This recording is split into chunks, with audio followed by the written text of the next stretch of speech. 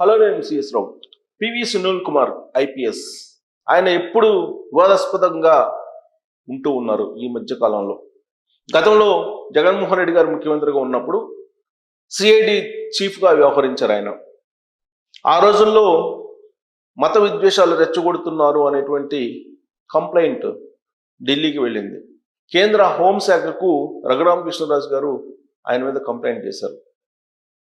ఆయన మత విద్వేషాలను రెచ్చగొట్టేలాగా ఉండేటువంటి వీడియోలను కేంద్ర హోంశాఖ పరిశీలించింది. ఆ తర్వాత ఆయన మీద చర్యలు తీసుకోవాలంటూ ఆ రోజు ఉన్నటువంటి జగన్మోహన్ రెడ్డి గారి ప్రభుత్వాన్ని కేంద్ర హోంశాఖ ఆదేశించింది. దాంతో సునీల్ కుమార్ని పక్కన పెట్టి ఆ ప్లేస్లో సంజయ్ని నియమించింది ఆంధ్రప్రదేశ్ సిఐడిగా అప్పట్లో జగన్మోహన్ రెడ్డి గారి ప్రభుత్వం.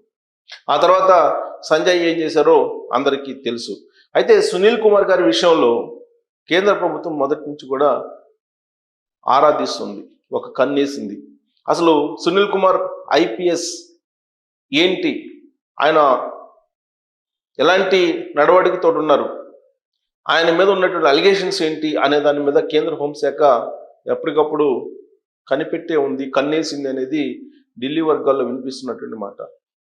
మత విద్వేషాలను రెచ్చగొడుతూ ఆయన ప్రసంగించారు, మత విద్వేషాలను రెచ్చగొట్టేలాగా వ్యవహరిస్తున్నారు అనే దాని మీద అప్పట్లోనే కేంద్ర ప్రభుత్వం జగన్మోహన్ రెడ్డి గారు ముఖ్యమంత్రిగా ఉన్నప్పుడే గుర్తించి చర్యలు తీసుకోవాలని చెప్తే విధిలేనటువంటి పరిస్థితిలో అనివార్యంగా ఆ రోజు ఉన్నటువంటి ముఖ్యమంత్రి జగన్మోహన్ రెడ్డి గారు పివి సునీల్ గారికి బదులుగా సంజయ్ గారిని ఆంధ్రప్రదేశ్ సిఐడి ఇన్ఛార్జిగా నియమించుకోవడం జరిగింది.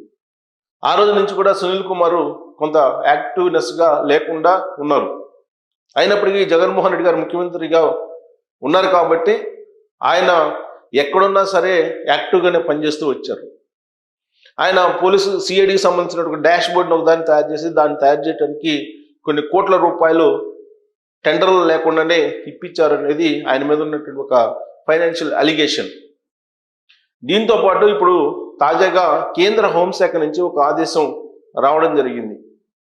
అదేంటంటే ఆయన సిఐడి చీఫ్గా ఆంధ్రప్రదేశ్కి ఉన్నప్పుడు కొంతమంది మీద 41A నోటీస్ ఇవ్వకుండా అరెస్టులు చేయటం, అర్ధరాత్రి అపరాత్రి అని లేకుండా తలుపులు తట్టి గోడలు దూకి వెళ్ళి అరెస్టులు చేయటం, చట్టానికి రాజ్యాంగానికి విరుద్ధంగా పోలీస్ స్టేషన్లో ఉంచటం, మ్యాన్ హ్యాండిల్స్ చేయటం, ఇలాంటివన్నీ అలిగేషన్స్ ఉన్నాయి ఆయన మీద. అందుకే అప్పట్లో ఎవరైతే బాధితులు ఉన్నారో వాళ్ళ తరఫు నుంచి న్యాయ పోరాటం చేసినటువంటి లక్ష్మీనారాయణ గారు కేంద్ర హోంశాఖకు సునీల్ కుమార్ గారి మీద కంప్లైంట్ చేశారు అప్పట్లో. ఆ కంప్లైంట్కి సంబంధించి విచారణ చేయమని చెప్పి తాజాగా రాష్ట్ర ప్రభుత్వానికి ఆదేశాలు అందాయి. ఆ మేరకు వాంగ్మూలం తీసుకోవడానికి లక్ష్మీనారాయణ గారిని, అలాగే లక్ష్మీనారాయణ గారు న్యాయ సలహాలు లేదంటే న్యాయ స్థానాల్లో బాధ్యతల గురించి పోరాడుతున్నటువంటి తీరు, వీటన్నిటిని పరిశీలించి లక్ష్మీనారాయణ గారి యొక్క వాంగ్మూలం కూడా తీసుకోవడం జరిగింది. అలాగే తెలుగుదేశం పార్టీ మీడియా కోఆర్డినేటర్గా ఉన్నటువంటి నరేంద్ర అనే అతను, మరొక అతను, వాళ్ళిద్దరు విషయంలో ఆ రోజున పివి సునీల్ కుమార్ గారు అండ్ టీం, సిఐడి టీం ఏ విధంగా వ్యవహరించింది అనే దాని మీద కోర్టులో వాంగ్మూలం తీసుకున్నారు.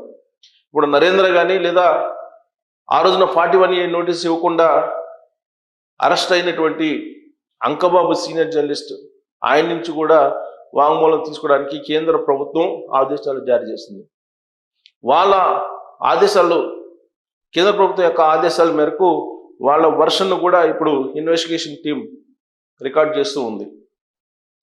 సో దీంతో ఇప్పటి వరకు రఘురామకృష్ణరాజు గారి కేసు, రఘురామకృష్ణ గారు ఇచ్చినటువంటి కంప్లైంట్స్ని ఫేస్ చేస్తున్నటువంటి సునీల్ కుమార్ గారికి సిఐడిగా ఆయన ఉన్నప్పుడు ఎవరైతే ఇబ్బందులు పడ్డారో వాళ్ళ నుంచి కూడా ఇప్పుడు ఇబ్బంది అయింది ఇన్వెస్టిగేషన్లో. సో కాబట్టి ఖచ్చితంగా సునీల్ కుమార్ గారిని అరెస్ట్ చేస్తారు అనేటువంటి ఒపీనియన్స్ చాలా స్ట్రాంగ్గా కనిపిస్తుంది. ఎందుకంటే కేంద్ర హోంశాఖే ఇన్వాల్వ్ అయింది. అప్పట్లో లక్ష్మీనారాయణ గారు అడ్వకేట్గా బాధితుల పక్షాన్ని నిలుస్తూ కేంద్ర ప్రభుత్వానికి కూడా లెటర్ రాశారు. రాయడానికి కారణం ఏంటంటే 41A నోటీసు ఇవ్వకుండా సిఐడి ఆఫీసులో రాత్రి వేళల్లో బంధించి మ్యాన్ హ్యాండిల్ చేస్తున్నారు అనేటువంటి కంప్లైంట్ ఇచ్చారు. పైగా సీసీ కెమెరాలు కూడా సిఐడి ఆఫీసులో లేవు అనేటువంటి విషయాన్ని కూడా ఆ రోజున అడ్వకేట్ హోదాలో లక్ష్మీనారాయణ గారు కంప్లైంట్ ఇచ్చారు. కానీ ఆ రోజు ఉన్నటువంటి జగన్మోహన్ రెడ్డి గారి ప్రభుత్వంలో ఉన్నటువంటి పోలీసులు బాధితుల ఫిర్యాదులను తీసుకోలేదు, పరిగణలోకి తీసుకోలేదు. దాంతో కేంద్ర హోంశాఖకి కంప్లైంట్ చేశారు లక్ష్మీనారాయణ గారు బాధితుల పక్షాన. అది పరిశీలించినటువంటి కేంద్ర హోంశాఖ ఇప్పుడు దానికి పరిష్కారం చూపండి అని చెప్పేసి ఆదేశాలు జారీ చేసింది. దీంతో ఇప్పుడు సునీల్ కుమార్ గారు మీద ఆ రోజు ఎవరైతే బాధితులు ఉన్నారో సునీల్ కుమార్ గారు బాధితులు వాళ్ళు వాంగ్మూలం ఇవ్వటానికి ముందుకు వచ్చారు.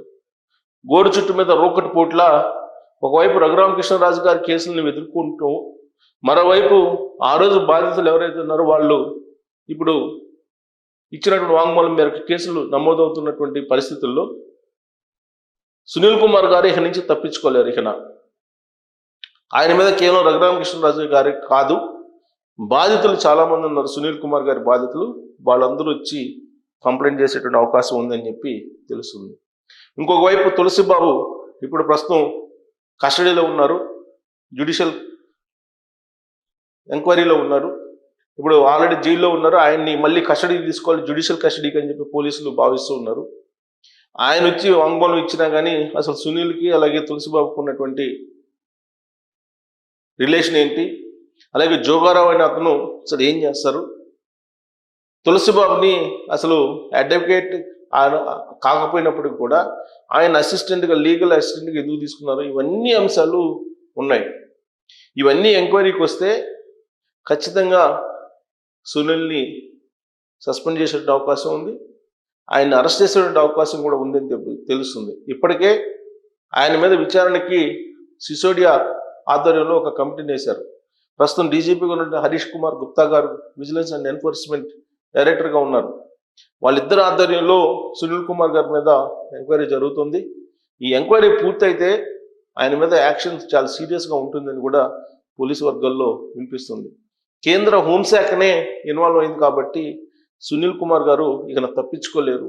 ఖచ్చితంగా ఆ రోజు ఏదైతే చట్టానికి రాజ్యాంగానికి వ్యతిరేకంగా వ్యవహరించారో దానికి ఇప్పుడు ఆయన మూల్యం చెల్లించుకునేటువంటి రోజులు వచ్చాయని చెప్పి కూడా ఇప్పుడు జరుగుతున్నటువంటి విచారణని బట్టి స్పష్టత వస్తూ ఉంది. కాబట్టి ఆ రోజున ఎవరైతే సిఐడి బాధితులు ఉన్నారో కేవలం పోస్ట్ని రీపోస్ట్ చేసినందుకు అంకబాబు గారిని 41 నోటీస్ ఇవ్వకుండా అరెస్ట్ చేశారు నిర్దాక్షిణ్యంగా. ఆ ఎపిసోడ్ మనం చూసాం. అలాగే నరేంద్ర వాళ్ళ ఇంట్లో మహిళలు ఉన్నారు, అయినప్పటికీ కూడా గోడలు దూకి వెళ్ళి తలుపులు తట్టి అర్ధరాత్రి వెళ్ళి అతన్ని పట్టుకొని వెళ్ళి సిఐడి ఆఫీసులో కూర్చోబెట్టి అతని మీద మ్యాన్ హ్యాండ్లింగ్ చేశారనేది ఒక అభియోగం. ఇవన్నీ విచారణ చేస్తున్నటువంటి క్రమంలో సునీల్ కుమార్ అరెస్ట్ అనేది కన్ఫామ్ అని చెప్పి పోలీసు వర్గాల్లోనే వినిపిస్తున్నటువంటి తరుణంలో ఇక క్లైమాక్స్కి వచ్చినట్టేనా సునీల్ కుమార్కి సంబంధించినటువంటి ఈ విచారణ? కేంద్ర హోంశాఖ కూడా ఇన్వాల్వ్ అయింది కాబట్టి దీనికి ఎండ్ కార్డు పడబోతుందా అని మీరు విశ్వసిస్తున్నారా? దీని మీద కామెంట్ చేయొచ్చు. Thank you very much.